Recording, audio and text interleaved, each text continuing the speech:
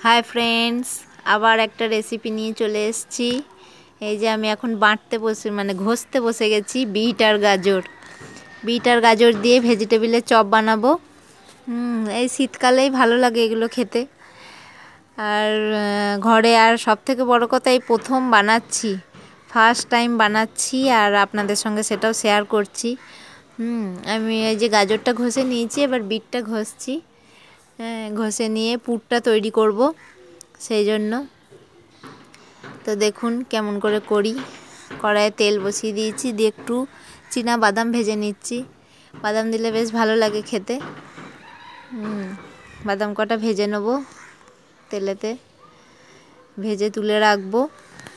দিয়ে আমি যেটা দিতে ভুলে গেছি, তেলে একটু পাঁচফোড়ন দিতে আমি ভুলে গেছি। আপনারা যখন করবেন একটু তেলে পাঁচফোড়ন দিয়ে নেবেন। এই যে আমি তুলে দিলাম সব ভেজে। এবার তেলে একটু আদা কুচি আর লঙ্কা কুচি দিয়ে দেবো। ঝালটা আপনাদের মতো দেবেন, আমি বেশি ঝাল দিইনি, বাচ্চা খাবে বলে। একটু আদা আর একটু লঙ্কা কুচি দিয়ে দিলাম তেলে। এখানে একটু পাঁচফোড়ন দিলেই ভালো লাগতো। তবু খেতে খারাপই হয়নি, ভালোই হয়েছিল খেতে, দোকানের মতোই হয়েছিল। ফার্স্ট টাইম বানাচ্ছি, তাও যে এত ভালো হবে আমি ভাবতে পারিনি। ভালোই হয়েছে। আমিও ইউটিউব দেখেই করেছি। আগে তো মানুষ একে ওকে জিজ্ঞাসা করে করতো, এখন ইউটিউবের দৌলতে সব ইউটিউব দেখে দেখেই করছি। তো ফার্স্ট টাইম বানালাম, ভালোই হয়েছে। এই যে ভাজা হয়ে গেছে। এবার আমি গাজরটা দিয়ে আগে একটু ভেজে নেবো, তারপরে বিটটা দেবো। গাজর বিটটা ভালো করে ভেজে নেবো, আর একটু আলু সেদ্ধ দেবো। আলু সেদ্ধটা আগে করে রেখেছি। আলু সেদ্ধটা করে রেখেছি, দিয়ে পরে মিশিয়ে দেবো। যেরকম পরিমাণ আপনারা দেবেন, বাড়িতে যেরকম লোক সেরকম পরিমাণ দেবেন, দিয়ে করবেন। আমি প্রথম বানাচ্ছি তো, সেই জন্য একটু কম করেই বানিয়েছি, বেশি বানাইনি, যে কেমন হবে না হবে সেই কারণে একটু কম করেই বানিয়েছি। এই যে প্রথমে গাজরটা একটু ভেজে নিয়েছি, দেখুন গাজরটা ভাজা হয়ে গেছে, অনেকটাই কালারটা চেঞ্জ হয়ে গেছে গাজরটা হয়ে গেছে। এইবার বিটটা দিয়ে দেবো। বিটটা দিয়ে আবার খানিকক্ষণ ভেজে নেবো। তারপর নুন হলুদ লাগে না, যেহেতু বিটের কালারটাই অত সুন্দর। নুন দেবো আর একটু ভাজা মশলা দেবো। ভাজা মশলাটা আমার আগে করা ছিল। ভাজা মশলাটা কী কী দিয়েছি বলুন তো? জিরে, ধনে, শুকনো লঙ্কা আর মৌরি, এই 4টে জিনিস দিয়ে গুঁড়ো করে নিয়েছি। আমার করা ছিল বলে আমি আর দেখাতে পারলাম না এখানে, আগে করা ছিল। তা আপনারা যখন করবেন আগে ভাজা মশলাটা করে রেখে দেবেন। এই যে হয়ে গেছে। এবার আমি সেদ্ধ করা আলুটা দিয়ে দিচ্ছি। আমি বেশি আলু দিইনি, আমি একটা আলুই সেদ্ধ করে দিয়েছিলাম। 2টো আলু দিলে আরও ভালো হতো, অনেকটা হতো, তাহলে আর একটু বেশি হতো। যেহেতু প্রথমবার করছি তো ভয়ে ভয়ে করছি, সেই জন্য আর বেশি করিনি, যে কেমন হবে না হবে, খারাপ হলে সবটাই নষ্ট হবে, সেই জন্য প্রথমবার করছি। এই যে মিশিয়ে নিয়েছি ভালো করে। এই যে এবার একটু নুন দিয়ে দিলাম।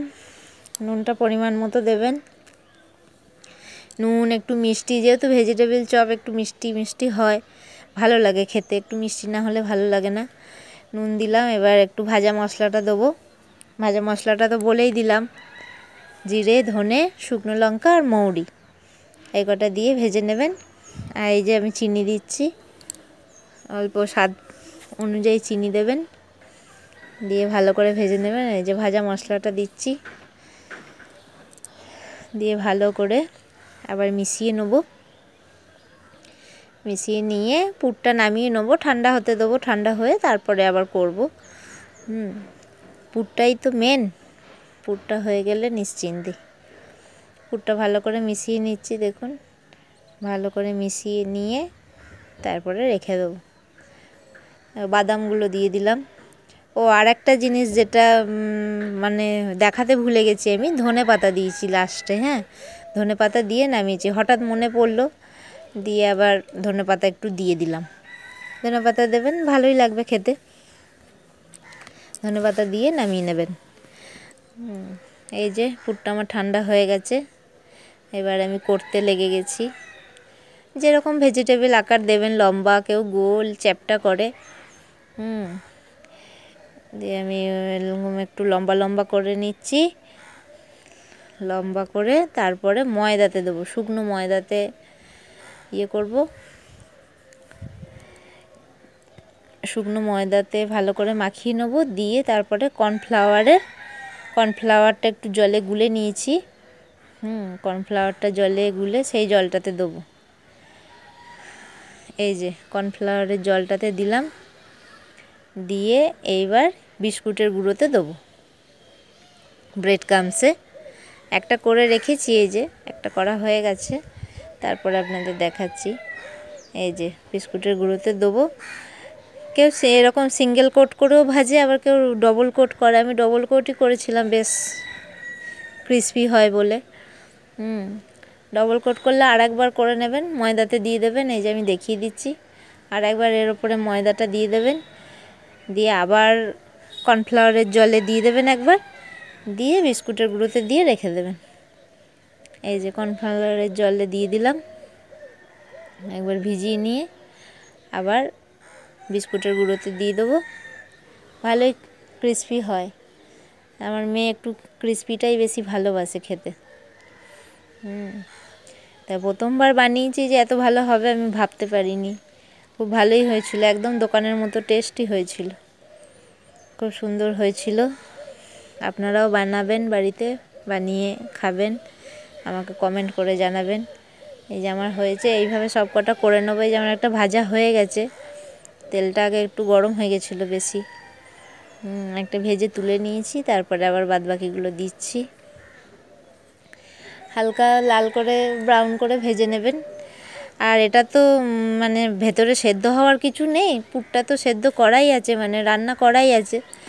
হালকা ব্রাউন কালার হয়ে গেলেই তুলে নেবেন, অসুবিধা কিছু নাই। যে বেশি কড়া করে ভাজতে হবে তারও কোনো ব্যাপার নাই। এই যে দেখুন ব্রাউন কালার মতো হয়ে গেছে, আমি তুলে নিলাম। যেহেতু পুরটা ভেতরে রেডি করাই আছে, সেদ্ধ হয়ে যাবে। এইসব জিনিস ভাজা হওয়ার সঙ্গে সঙ্গেই খাওয়া হয়ে যায়, সেই জন্য আর মানে দেখাতে পারি না যে কতগুলো হলো শেষে কি। মেয়ে তো ভাজা হওয়ার সঙ্গে সঙ্গেই খেয়ে নিল। আর এই কটা আছে, এই কটা আমরা খাবো। তো সত্যি করে খুব সন্ধেবেলায় করেছিলাম,